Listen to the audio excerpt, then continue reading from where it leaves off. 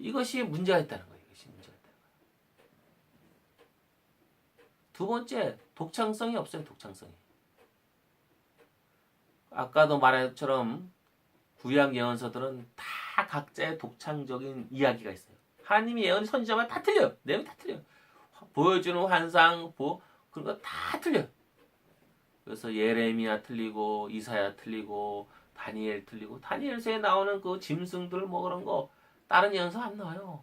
이사야서에서 나오는 그런 예언 쓰는 말들 다른 예언서에 안 나온단 말이에요. 스가랴서에 나오는 말들, 하얀 말, 백마, 붉은 말, 검은 말 이런 거 다른 예언서 안 나와요. 스가랴에서만 나온단 말이에요. 각자 독창적이야.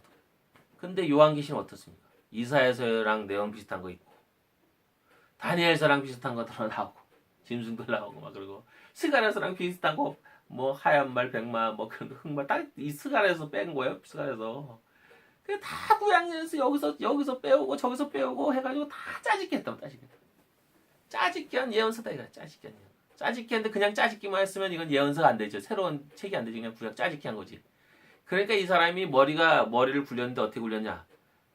다니엘서 거를 가져와가지고 각색을 써. 내용을 조금 바꿔. 비슷한데 조금 바꾸니까 이거 다니엘서 내용인데 성경이다 이렇게 생각하는 거야. 그게 아니라 다니엘서에 여기는 다니엘서 나온 거, 여기는 이사야 나온 거, 여기는 스가랴서 나온 거 이렇게 하니까 다 구약 예언서에 다 거의 다 나온 거야. 그러니까 구약 예언서랑 비슷하기 때문에 한두 개가 비슷하면 이거는 성경이라고 우리가 받아들일 수도 있지만 한두 개가 비슷한 게 아니라 거의 대부분 내용이 구약 예언서의 내용이랑 거의 다 비슷해. 거의 다 인용했기 때문에. 그러니까 너무 많기 때문에 이거는 예언서가 아니다 이가. 구약 예언서를 그 작가가 각색을 해서 조금 고쳐가지고 다 짜집기 한 거야. 그래서 이건 가짜다 이거 가짜. 예언서 가짜다. 우리가 학교에 다닐 때 내가 그런 적이 있습니다. 그걸 학교에 이제 그걸 내야 되잖아요. 이제 리포트 쓰라 그러니까 인터넷으로 다운받은 거야 이것저것. 그래서 짜집기 한 거야. 짜집기 하는데 똑같은 내용을 이제 이렇게 A 분단, B 분단 이렇게 문장 이제 열어 달라고 이렇게 붙여놨는데 그대로 해가지고 붙여가지고 내면 안 되니까 이제 곤치는 거야 이제. 말을 살짝 바꿔. 어미도 바꾸고. 근데 그게 더 힘들더라고. 차라리 내가 쓰는 게 낫지. 자료를 가지고 쓰는 게 낫지. 그거 바꾸는 시간 다 들어가고. 짜집기하고 각색하는 작업을 한 겁니다. 왜냐면 똑같으면 그게 들통이 나니까. 문장이라도 우리가 논문 쓸 때도 똑같은 거 해가지고 들통이 나가지고 우리나라 교수들 얼마나 곤란을 많이 겪습니까? 인용구를 써야 되는데 인용구를 안 쓰고는 그 각주에다 인용을 써줘야 되잖아요. 그래서 저도 많이 죄를 지었지만 하여튼 그렇게 편집해서 똑같은 거가 되면 안 되니까 각색을 한 거야 이 사람이. 그게 요한계시록. 그래가지고 어떻습니까? 이게 독창성이 없어요. 독창성의 요한계시록은 역사성이 없고 독창성이 없고 그 다음에 영혼불멸 사상이 들어오고 외경 영향을 받대. 영혼불멸 사상이 들어왔대. 영혼불멸 사상은 외경의 지혜서가 거의 플라톤 철학 영혼불멸 사상이잖아요. 영혼불멸 사상이 들어왔대. 그래서 크게 세 가지로 이 요한계시록 성경이 아니다 이거. 그리고 내용에도 잘못 옮겨가지고 잘못 각색을 하면 잘못 각색해가지고 문제가 많아요. 성경하고 안 맞는 거가 여러 군데가 있어요. 그래서 이해를 잘못한 거예요. 구약에 나오는 구름 타는 거 예수님만 탔습니다. 하나님만 타요. 구름 타는 것은 하나님의 영광을 가리고 또 하나님의 영광을 나타내는 거예요. 근데 요한계시록은 천사도 타고 사람도 타고 아무나 다 타. 이게 구름 타고 온다는 하나님의 뜻을 구름이 무슨 의미인지를 모르는 거야 이 요한계시록 한 사람이. 그리고 천사를 혼합을 해요. 날개 6 달린 스랍 천사와 날개 4 달린 그룹 천사. 이사야 6장에 나오는 날개 6 달린 스랍 천사와 에스겔서에 나오는 1장에 이렇게 쭉 나오는 그룹 천사를 혼합해 짬뽕을 만들어 내 생물을 만들어. 하여튼 여러 가지 이제 문제를 일으켜요. 요한계시록이 저주 내리는 장도 구약에 있는 저주를 다 짜집게 했어요. 짜집게 했는데 요한계시록 저주 내리는 걸 보면 세상이 몇 번 멸망하고도 남어. 한 번 멸망하는 게 아니라 수십 번을 멸망해야 돼. 하여튼 그래가지고 요한계시록은 성경이 아니에요. 이게 성경이 아닙니다. 그래 요한계시록 해석할 수 없는 걸 해석이 될 수가 없잖아요. 그러니까 신천지에 간 학생들을 못 구하는 거예요. 성경이 아니라고 그래야 되는데 요한계시록 성경이 아니어야지 걔들을 구하는데 그럼 성경이면 바른 해석을 해야 되는데 아무도 그걸 바르게 해석을 못한다 이거야. 다 엉터리야. 무슨 해석을 하는 사람마다 다 틀린 거야. 다 엉터리가 되는 거예요. 다 이단이 되는 거예요. 해석하는 사람마다 구약 요한계시록을 해석하는 누가 해석하든지 다 이단이 될 수밖에 없어요. 올바른 해석은 없어요. 그러니까 신천지 해석이나 전천연설 해석이나 도끼인 개찐이 이기지 못한단 말이에요. 유력하고 확실한 해석이 나와야 되는데 누구나 대부분 사람이 인정하고 전통적으로 그 맞다고 인정한 구약 성경에 보니까 그런 해석이 딱 맞다고 이런 해석이 나와야 되는데 이런 해석이 나올 수가 없다는 거예요. 요한계시록은. 그러니 신천지에서 아이들을 빼놓을 수가 있어요? 너희들이 해석이 틀렸다고 그러면 틀렸다 그러면 올바른 해석이 뭐냐? 우리한테 보여라. 올바른 해석을 보일 사람이 누가 있습니까? 하나도 없다 이거. 전천연설, 후천연설, 후천연설 무슨 해석이 있는지 그 신천지가 주장하는 해석을 뿌시고 성경적으로 이렇게 이성적으로 이게 유력하다는 해석을 만들 수가 없다는 거예요. 그런 주석을 내놓을 수가 없다는 거예요. 그러니 그 신천지의 요한계시록 해석을 깨부실 만한 해석을 못 내놓는데 어떻게 그 사람들을 건지냐 이거예요. 어떻게 나오게 하냐 이거예요. 그래서 신천지 사람들한테 내가 어떤 사람이 날 꼬시려고 그러더라고요. 기도원에서 어떤 사람을 만나는데 근데 그랬어요. 요한계시록 성경이 아니다 그러니까 화를 막 내더라고요. 왜냐 걔들은 그거 하나 요한계시록 하나 믿고서 신천지에 들어갔는데 요한계시록 성경이 아니다 하니까 화를 내더라고요. 그래서 이단들은 다 성경 가지고 요한계시록 가지고 이단들이 대부분 하지 요한계시록이 성경이 아니다라는 이단은 없습니다. 요한계시록 성경이다라는 데서 다 이단이 나오지 요한계시록 성경이 아니다라는 이단은 이단은 없습니다. 요한계시록은 이단들의 경전이에요. 이단들이 가장 좋아하는 거예요. 이게 무슨 얘기냐면 아까 말한 것은 하나님이 이스라엘 민족에서 연대를 말해줬어요. 언제는 멸망하고 몇 년 후에 무슨 일이 벌어지고 그 결국은 뭐냐면 종말이 없다는 거예요. 종말이. 이스라엘 민족이 멸망 예언을 하면서 유대인들은 자기들 멸망이 예언됐으니까 자기들이 멸망할 때 세상 멸망이라고 해석을 한 거예요. 자기들이 멸망하는 건 자기들 멸망으로 끝나는 거지. 예루살렘 예수님이 돌아나도 돈에 남지 않으리라는 그 멸망. 그럼 지들 멸망으로 끝나는 거지. 왜 세상이 다 같이 멸망한다고 이렇게 주장했냐 이거야. 물귀작전을 폈다 이거야. 이스라엘 민족이. 그런데 그걸 이해할 만은 해요. 왜냐하면 그때 당시에 하나님 믿는 민족은 자기밖에 없는데 자기들이 멸망하면 하나님 믿는 민족도 멸망하는데 하나님 안 믿는 민족이 쓸 수 있냐 이거야. 다 멸망하지. 그렇게 해석한 것 같아요. 교만을 뜬 거예요. 구약에서는 이제 북이스라엘 남유다 멸망할 때 주위에 있는 나라들도 하나님 다 멸망시켰거든요. 그러니까 그거 예를 따른 것 같아요. 그렇지만 예수님 말씀은 돌아나 도는지 남지 않는다. 이거. 세상 멸망이 아니라 이스라엘 멸망이다.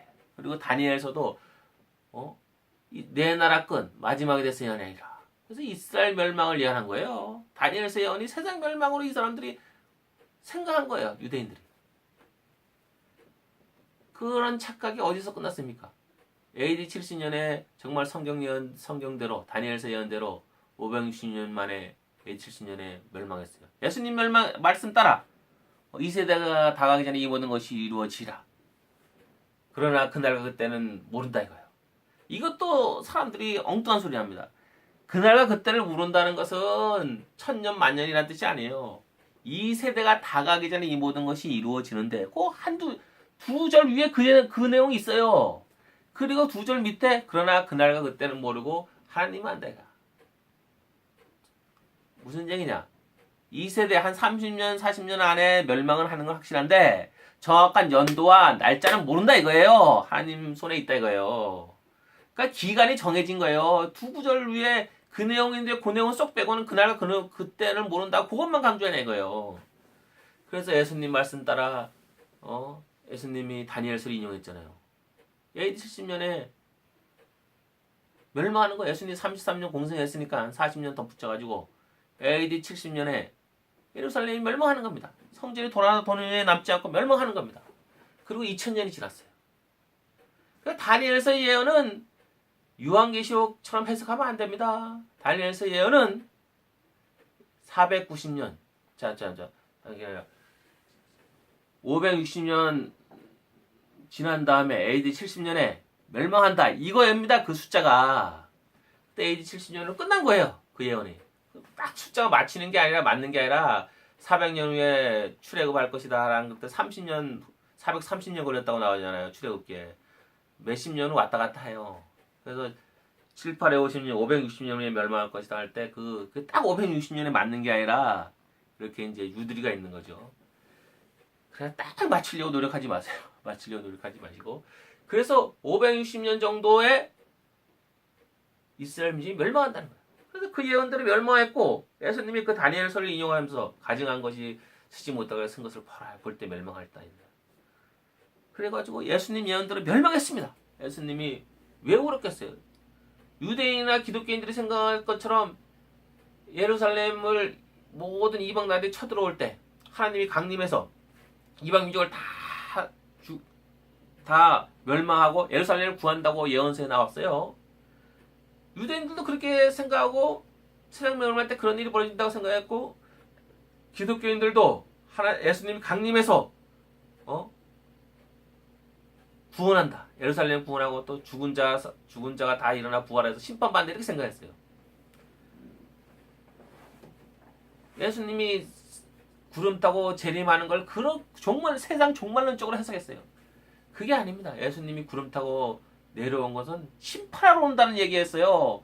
예수님이 마태마가 누가에서 구름 타고 온다는 것은 기독교인이 생각한 재림이 아니에요. 세상을 멸망시키는 그런 종말론적 재림이 아니라 단지 구약 다니엘서에 예언한 대로 예루살렘을 멸망시키기 위해서 심판하기 위해서 하늘 구름을 타고 임마누엘 하는 거예요. 임마누엘 심판하러 온다는 예언인데 돌아나도 도니까 예루살렘 성전을 내가 멸하고 돌아나 도니에 남지 않고 멸망시키기 위해서 재림한다는 그 뜻인데 그걸 종말론적으로 요한계시적으로 해석했습니다. 유대인들이 만들어놓은 묵시적 종말론 그걸 기독교인들이 계속 이어가지고 그런 식으로 해석한 거예요.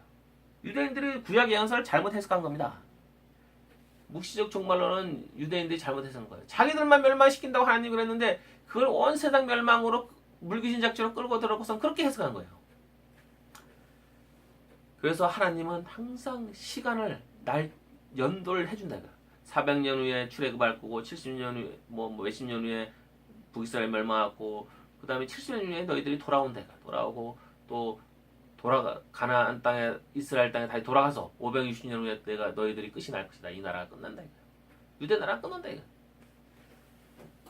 그래서 하나님 연도를 딱딱 해줘요. 연도를 딱딱 해줬단 말이에요. 그래서 이미 신명기에 이스라엘 민족이 광야에서 만들어진 이스라엘 민족이 40년 동안 광야에서 만들어진 이스라엘 민족이 이미